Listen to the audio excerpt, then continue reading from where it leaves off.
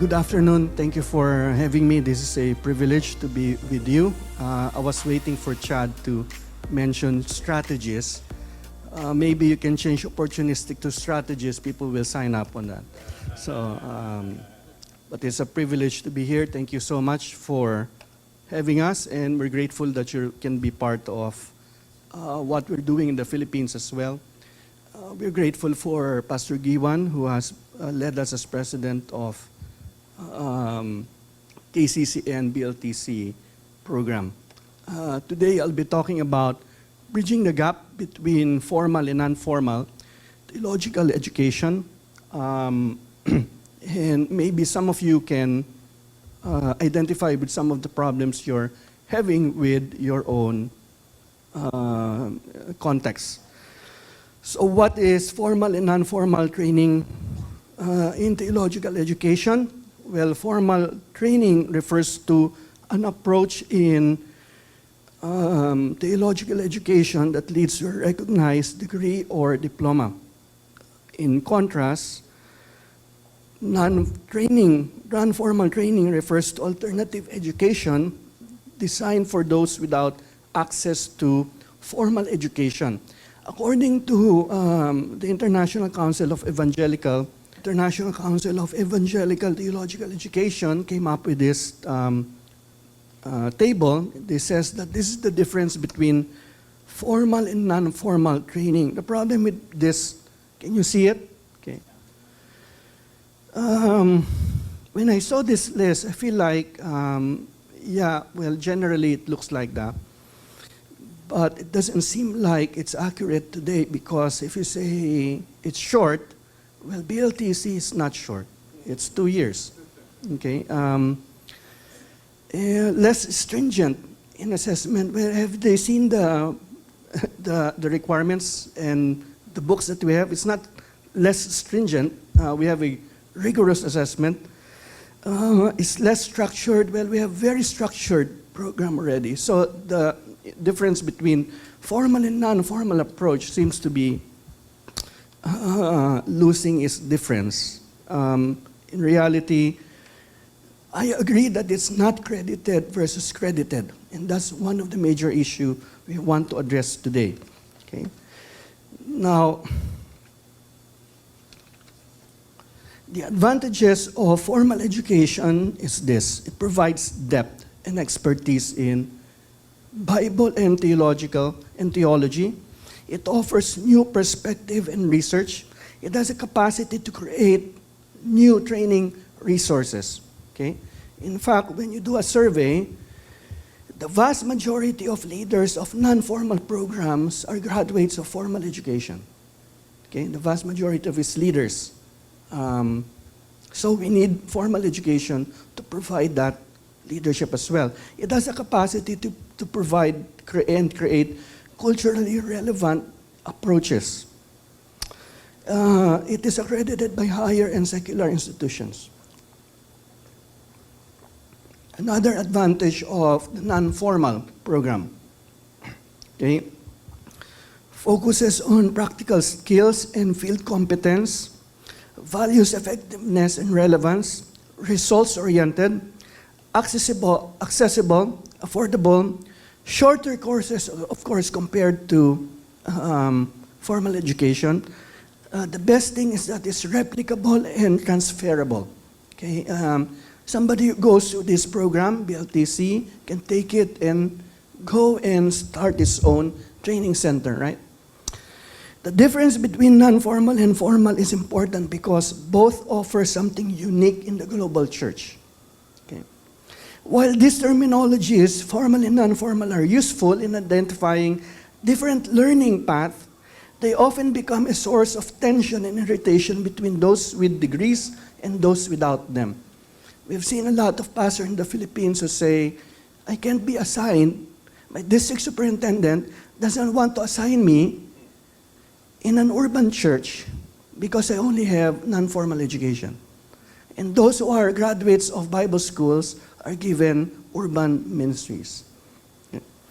This distinction often causes unjust comparisons, leading to jealousy, competition, and discrimination. It creates a gap between church leaders and stifles church growth. So one of the issues related to formal and informal is competency. The question is this: who determines competence or capacity to minister? That's the main question. Who determines that the pastor is competent to minister? Formal institutions or academic credentials are the ones that determines competence right now. And the main issue in this is that non-formal certificates and non-credited degrees from non-formal training programs often receive little value when you go out and present it to churches. The reason for this is that we place a high social and economic value on formal education and diploma, even today. Okay? If there's two pastors applying for a senior pastor position in the Philippines, it's difficult for the one who only has non-formal training to get the position. Okay? Anyone who wants to be recognized as a pastoral leader must present some form of a certification, and the problem is where or who provides an acceptable certificate or document to attest to the pastor's capacity to provide pastoral ministry or leadership. And the answer there is actually academic-oriented credentials. Right now, that's what we're using. This means that if you lack academic training, you are not qualified to serve in ministry. That's the bottom line. Okay? And we have to address this idea of the approach of academic-oriented credentials fail to acknowledge the large numbers of pastors who lack academic capacity but are genuinely called and effective to pastoral ministry. You know what I'm saying? Right now, everywhere you go, okay, if you don't have any academic credentials, you don't have any credentials at all. So if the government needs credentials from you, what are you going to give them? If you don't have any college degree, or you don't even finish high school. There are plenty of pastors in the Philippines who do not have any high school training, but they're gifted, they're effective in their ministry, they can do ministry through oral learning and teaching ministry, but they cannot be given any license to marry because they lack the academic credential. Do you follow? So right now we're saying we can only accredit somebody if he has academic credentials. One training program was created to train, and this is the problem, okay? Academic-oriented credentials only lead to dysfunctional training programs. You know why I say that? It leads to dysfunctional training programs. This is what's happening in the field right now. There's a ministry that was created to raise church planters, okay? So just like BLTC, they use BTCP program, and they will train church ministers for 2 years, okay? After the second year, you already should have a church, and you're done with their program, okay? The problem is that they said, we want to be accredited by ATA. ATA is the Asia Theological Association. It is under ISET, okay? We want to be accredited by a formal institution. You know what ATA told them? Well, aside from the faculty, you need a library, you need a librarian, you need a building. And they said, okay, if we can have that, what else do we need? Well, you need to increase the number of books you're reading, the number of paper you're writing. You know what happens? They stop planting churches. They began behaving as what? Seminaries and Bible schools. The reason why you created that was because you want theological education to be accessible to everyone. And now you're missing your goal or your purpose. You're becoming like Bible schools. So one of my friends who was part of the program said, I wanted to be a church planter. I thought we're going to plant church, not read books and write papers. They're requiring this because ATA, the accrediting agency, wants them to do this in order to be recognized. You see the problem? So the non-formal is now behaving like formal education. And there's another problem. The Bible school I'm helping, well, seminary I'm helping with has very few students because it's expensive to go to Bible school. It takes a lot of time, right? If you have a family, it's difficult to leave your family for 2 or 3 years to go to a Bible school. So now they have very few students. And with the internet, people can get a lot of training through the internet. You know what they did? They lowered the standard. They wanted to bring more, students in. They used to be the top seminary for Bible theological training. And now they're bringing the standards down. So now what? We lose the best of both worlds. When we do that, we have to acknowledge that the church, the global church, needs formal education, and we need non-formal, and to stay in their lanes. The problem that I have with ISET is that last November, we had this ISET convention talking about non-formal and formal education. The problem there is that they want to change the term, and they think that the term is the problem. Okay? That by changing the term formal and informal, we solve the issue. I said, why don't you just change it to formal, casual, and what's the other one? Rugged. Changing the terms doesn't solve the issue. Okay? In fact, I was there in ISET, and it was composed of formal theological educators. You know what they came up with? They said, let's do a module or a breakout room for quality assurance. So we're there writing quality assurance so that we can hand it down to non-formal to say, hey, this is the quality assurance that you should follow. The problem there is this. What gives you the right to tell us, in the non-formal, that we should... What gives you the right to write this quality assurance for us? Because they always think that because they are on top, they're better than non-formal. And that's a problem. I'm not saying non-formal is not good. I'm a product of formal education. I have a PhD from Trinity International University in the US. So I know formal. I understand that. But for the formal guys to write out quality assurance process, for the formal guys to follow, it doesn't make sense. That's the reason why they're not formal, right? We don't want all of those things that they do. Okay? And that's an issue unless we address it. Okay? We don't want to water down the differences. We want them to keep their differences and be good at it.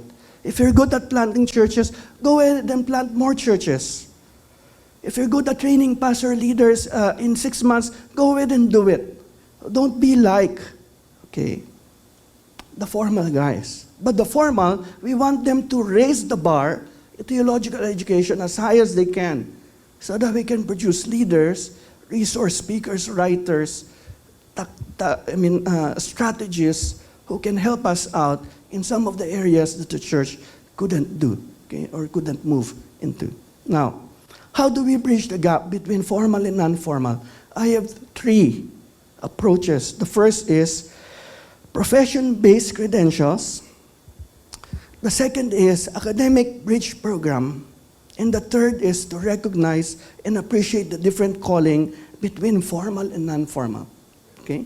We'll go to the first one. We want to offer a profession-based academic credential, profession-based credential instead of an academic-oriented credential. So because there's no profession-based credential process in the Philippines, we have to create one. Okay? Because right now, if you have students who finished BLTC program after 2 years, some of them have the capacity to pursue formal education, right? So what do we do with them? We have to find a way where we can bridge this gap between formal to non-formal. We'll talk about that later. But for the majority who wants to stay as non-formal, or they don't have the capacity to go to formal education, we have to find a way to give them a credential that the church will recognize. That is not academic-based. Do you follow? It should be based on competence, their ability to pastor a church. So how did we do that? We did that through our, what we call the PLE program. The PLE program is called Pastoral Leadership Equivalency Assessment Program. And this program is recognized today by the Philippine Council of Evangelical Churches. Okay? So we did this program process a few years back. We presented it to the Philippine Council of Evangelical Churches. Okay? And they said, okay, you can proceed with that. So how does this program work? It works this way. We will take 3 seasoned pastors under PCEC. They have to have academic credentials and should be pastoring a church. So if they're pastoring a church and they have a master's degree, recognized master's degree, they will be part of the interview committee. We have 3. Okay? These 3 will come. We have a list of things that we'll ask the candidate. The candidate who's being assessed will only have to answer orally. There's no quiz. Okay? Because some of them cannot write, but they can explain to us what they're doing. Okay? And what do we measure? We don't measure academic knowledge, we measure competence. So the question that we fielded there is this. For example, it's always case studies. Okay? And then sometimes we will provide a role-playing scenario. So one of the things we do is this. Okay, pretend that I'm not a believer. Please present the gospel to me. Okay? Or we will say, here's a passage in the Gospel of John. Please prepare a sermon for us. Okay? So the interview lasts for months. It doesn't, it requires many meetings. It will require about 2 months for a person to go through the assessment.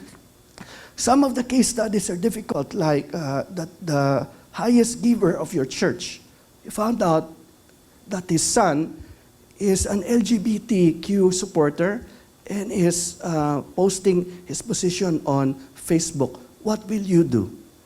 Okay. So with this, we try to measure his competence in the area of pastoring. The bottom line is that we want to know, can this pastor pastor a church effectively? Do you follow? So it's not academic-based, it's competence-based assessment. And once he passes of all 3, some of the questions are also very personal, like, do you have anything against your in-laws? Or we will interview the wife. Do you support your wife's calling as a pastor? And one time, one of the interview, we realized that his own daughter is not speaking terms with this pastor. So we say, okay, you have to talk to your daughter first before you can come back to continue the assessment. So it's not just assessment, there's mentoring that goes through with the process as well. So once they pass this process, okay, we sign up, we sign the certificate together with Bishop Noel Pantoja, all right? And the PCEC will give the seal on that, and we can give this to them on a special occasion when we gather them together. Now, this is in a very early stage of development, but we already have about 5 pastors who've gone through this process and received a diploma. One of them is Reverend Edgar Binon, who received this diploma. Okay? So it's a profession-based credential versus academic-based credential. Do you follow? All right. Second, what about those pastors who finish BLTC and wants to pursue a formal degree? Okay? We call this, second, the ANTHEM program. Okay? ANTHEM is the Alliance of Non-Formal Theological Educators and Mentors. What we do is this. When you go to ATA to be recognized, they will require you a building, staff, all the library. You have to have at least 10,000 books, etc. That's updated. So what ANTHEM did was this. We created the consortium of non-formal programs like BLTC, okay, BTCP, TNET, okay, the Timothy Initiative. They can come to us and be part of the consortium. What happens is this, because there's a lot of us, those of us who has the degree, okay, can become professors for this program. So ATA said, okay, you can recognize 40% of an accredited degree. This means if they finish BLTC is equivalent to 40% of the whole bachelor or master's program that is accredited. So it's a bridge program, right? They don't have to repeat some of these things that they've already learned. They will just take additional 60% of the, so it's like when they take BLTC, it's like they're already enrolled in a bachelor's program, because after that, they can continue in Anthem program and then finish their bachelor or master's degree, depending on their credentials. Do you follow? Okay, so what's happening is this. All of the classes under Anthem is online classes, so that anywhere in the world, they can just take it online and finish a degree. And the ones who are teaching in this are recognized by ATA, everyone. They have doctoral degrees and master's degree holders coming from schools that are recognized by ATA already. And because we have the academic qualification, we can run this course, this program, Anthem course, in partnership with BLTC. And in fact, we're going to sign a MOA between KCCN and GCMTC, the school that hosts this, which I'm also the president of that school. Okay?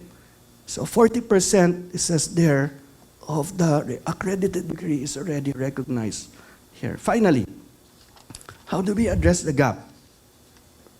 Oh, I'm on time. How do we address the gap? The last and the most important is this. We have to respect each other.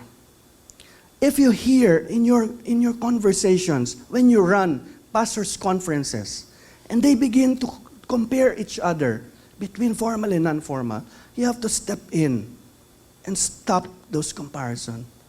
Because you have to recognize that the only reason why I have a doctoral degree, because I have a calling to serve the Lord in this capacity. If I have a calling to be a mega church pastor, I'll be a mega church pastor. If I have a calling to serve a small church, I will be there in that small church, serving the Lord faithfully. And unless we understand that our calling is different, we serve the same God, and the reward that we receive is the same, according to your faith and how faithful you have been for the Lord. It's not because he's better, he has a degree, or has a big church, that's not it. And because of this, we really believe that this is important. We have to address this, bridging the gap. So we created a video for this, and this video, I wish I can give it to you now, but I couldn't. We can show it here, but this video will be presented at the GPRO Congress in Panama in November. The GPRO Congress is a congress for pastoral trainers around the world. And we created it here in the Philippines. We came up with this video for us to share this message about respecting each other. If you're ready, go ahead and please play it.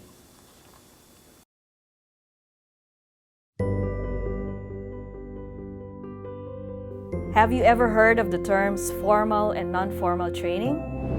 Formal training refers to an educational approach leading to a recognized degree or academic diploma. In contrast, non-formal training refers to an alternative education designed for those who have no access to formal education.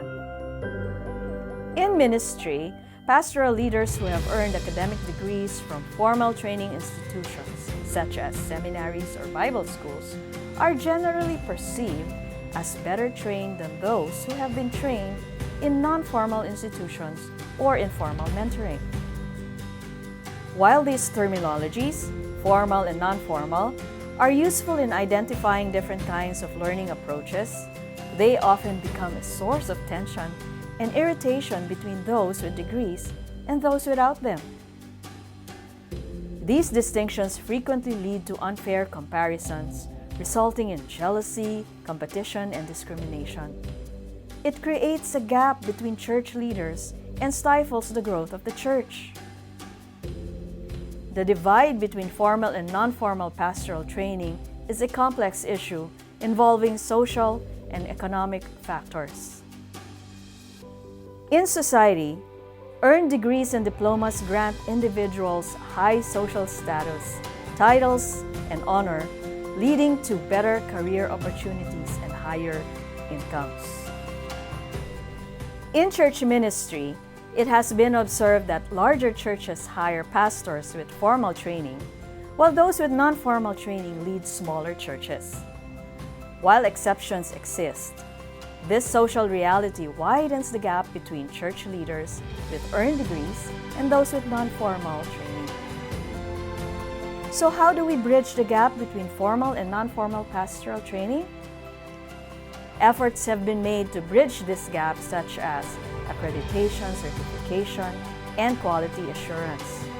While these endeavors are helpful for those seeking higher education and transitioning toward formal training, they offer little value to those who remain in non-formal and informal approaches to theological education. So how do we address the gap? Bridging this gap starts with the right mindset about our calling as God's servants. Having the right mindset starts when we appreciate, affirm, and acknowledge each other's unique calling in God's plan of salvation. Some leaders are called to serve urban churches, while others are called to lead house churches or marketplace faith communities. In the same spirit, some leaders are called to pursue formal education as teachers and researchers, while others are called to be fruitful through non-formal training as church planters, missionaries, and pastors.